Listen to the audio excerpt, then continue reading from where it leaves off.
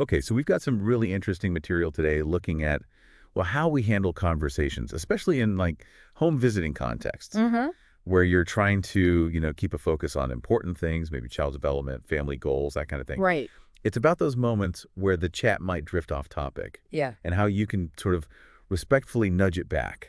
We're going to unpack this strategy called conversational pivots. Yeah, exactly. This deep dive is really focused on a thoughtful way to guide conversations with families. You don't want to be jarring or make them feel dismissed, right? Absolutely not. So this framework we're looking at, PIVOT, it offers a structure for making those subtle shifts, Yeah, keeping those key areas in mind. The sources really show how these small tweaks can, well, make a big difference. yeah, they do. The material lays out this PIVOT acronym, which is handy, and gives some great real-world examples of how it actually works in a conversation. Mhm. So our mission, I guess, is to really get under the hood of this strategy. See how you can honor what someone's actually experiencing right now, while also, thoughtfully connecting it to those bigger developmental goals you might be working on together. Okay, so let's jump into the PIVOT framework itself. The first letter is P, pause to be present. Why start with a pause? What's the thinking there? Well, the sources really emphasize just slowing down. It sounds simple, but it's about giving your full attention, right? Creating that calm, open space for the other person. Right. Think about just taking a breath, making eye contact, really listening instead of planning your next sentence. It signals you're actually engaged. Yeah, it's foundational, isn't it? That pause, it kind of signals respect, lets you really take in what they're saying before you even think about guiding things. It's about making that human connection first. Okay, then we hit I.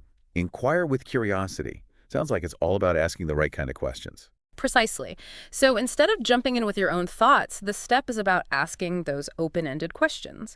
You genuinely want to invite them to share more about their routines, their challenges, whatever it is, Uh-huh. like the example from the sources. Can you tell me more about what mornings have been like lately? Simple, but effective. Yeah, that's a good one. It's broad, encourages a story, not just a yes or no, puts them in the driver's seat, at least initially. Absolutely. And after they share, the next bit is V. Validate their feelings and experiences. Why is validation so key Well, here? you got to acknowledge what they've just said, right? Yes. Show you understand, show some empathy. It's huge for building trust. Mm-hmm. I like that example. If someone says they're exhausted, saying something like, that sounds exhausting. It makes sense you'd be feeling overwhelmed. It lands. It shows you heard them. Exactly. And when someone feels heard like that, truly understood, their defenses kind of lower. Yeah. They feel seen, and that can make them way more open to maybe considering other angles or connecting it to bigger themes. Which leads us nicely to the next step. It builds that Which trust. brings us to O, offer connection. Okay, so this is where this sort of gentle guidance starts to happen. That's it. This is where you subtly, gently introduce a link between what they shared and those areas you want to keep in focus: child development, family goals, maybe progress on an IFSP, something like that. Okay, like the example in the sources. If someone's talking about stressful mornings, you could say something like, that morning stress, wow, it can really color the whole day. I wonder how your little one is responding. Have you noticed any changes in their mood or routine? It feels like a very natural bridge. And notice it doesn't dismiss their stress at all. No, not at all. It just carefully layers on another related thing for them to think about, It's a connection. Yeah. not a correction. Right, right. Connection, not correction. I like that. And then finally, T. Tie it back to growth or goals. This wraps it all up. Yes, this is where you make that connection really explicit. You highlight how their everyday stuff links up with the child's growth or those specific outcomes you've maybe discussed before. Okay. The example given was, that's such an important part of her communication skills. It actually lines up really well with one of the outcomes you set on her IFSP. Ah, okay. So it shows how even the small everyday moments are actually part of that bigger picture, part of development, part of hitting their goals. It makes it feel relevant to their life. Exactly. It reinforces that development isn't this separate thing happening over there. It's woven right into their daily routines and experiences. Okay, this makes a lot of sense. Now, the material also gives us a bunch of practical examples, caregiver statements, and possible PIVOT responses. Mm-hmm. Let's maybe walk through a few. Seeing it in action really helps, I think. Definitely. Let's start with one that probably comes up a fair bit. Caregiver says, I finally started watching that new Netflix series everyone's talking about. Okay, so how do you pivot from there? The suggested response is, nice. It's important to have time to de-stress. You deserve some downtime. That's the pause validate. I'm curious, during those screen times, have you noticed how he responds? Inquire.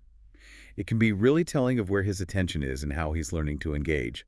Offer a connection, tie it back. See how that works? You validate the need to chill out, Yeah, crucial. and then the inquiry gently opens a door to observing the child during that time. Okay, here's another. Caregiver says, I barely slept last night. I was scrolling on my phone way too late. Oof, been there. Okay, the pivot is, that is so easy to have happen. I've been there too. Pause validate. Sleep is such an important part of early development too. Offer a connection, tie it back. How has she been sleeping lately? Do you notice any new changes or patterns? Inquiry. Yeah, that I've been there too. It immediately builds a bit of rapport, doesn't it? Totally. Before smoothly connecting their lack of sleep to the child's sleep, which is developmentally key. Okay, how about this one? A common frustration. Caregiver. He loves turning light switches on and off constantly. It drives me nuts. Yeah, I can imagine. Okay, the pivot here. I hear you. That can definitely be a little frustrating. Pause validate. Yeah. What do you think he enjoys most about it? It is so interesting how it's part of exploring cause and effect. He's learning that his actions create results. That's a key part of cognitive development at this age. Offer a connection. Tie it back. That's a great reframe. It is, isn't it? You validate the feeling, it is frustrating, but then you reframe the behavior as learning, cause and effect, cognitive development. It might actually shift how the parent sees that light switch flipping. Okay, cool. What about a life change? Caregiver. I just started a new job and I'm trying to adjust to the schedule. Right, big one. The pivot. Congrats on the new job. That's a big change for the whole family. Pause validate. Changes in your routine can also affect your baby's mood or habits. Offer a connection. Tie it back. Have you noticed any differences in how your child is responding to the new schedule? Inquire. Yeah, acknowledges the parent's big news, validates the family impact, and then connects it straight to the child's experience. Makes sense. It recognizes their context, then thoughtfully links it. Okay, here's maybe a more sensitive one. Caregiver. My partner and I keep arguing about bills lately. It's exhausting. Tricky. Okay, the response. That sounds like a lot to carry, and I appreciate you sharing that. Pause, validate. How have things been feeling at home for your child during this time? Inquire. Stress in the environment can sometimes show up in kids' behavior or our interactions with them. Offer a connection, tie it back. Yeah, it's delicate. But that validation up front, appreciating them sharing, that creates the safety, maybe, to ask about the child without sounding, I don't know, intrusive. Right. It softens it. Okay, another tricky dynamic. Caregiver. My sister is driving me crazy. She always criticizes my parenting. Ah, family stuff. The pivot. I'm sorry you're dealing with that. That's really hard when support turns into criticism. Pause, validate.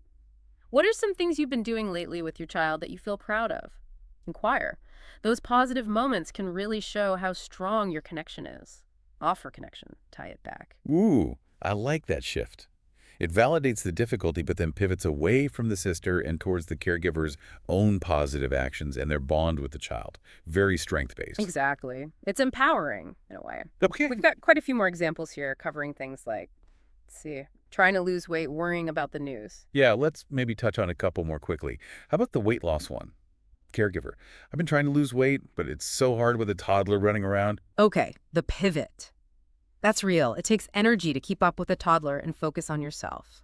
Pause, validate. Speaking of energy and movement, have you noticed any changes in how your child moves or gets around lately? Inquire. That's such a big part of their development, too. Offer a connection, tie it back. Clever link. Connects the parent's focus on energy and movement directly to the child's gross motor development. And the news one. Caregiver. Did you see the news this morning? Everything is just so scary out there. Okay, response. It really can feel like too much sometimes. Pause, validate. Have you noticed how your child picks up on those feelings at all? Inquire. Emotional cues from caregivers are a big part of how young children begin to understand safety and emotions. Offer connection. Tie it back. Yeah, highlights the child's sensitivity to their emotional state, that co-regulation piece, without getting stuck in the potentially overwhelming news cycle itself. Okay, even mundane stuff like chores. Caregiver. I'm so behind on laundry and dishes. This place is a mess. Pivot. That's totally Doc. Normal life doesn't pause just because we're parenting. Pause, validate.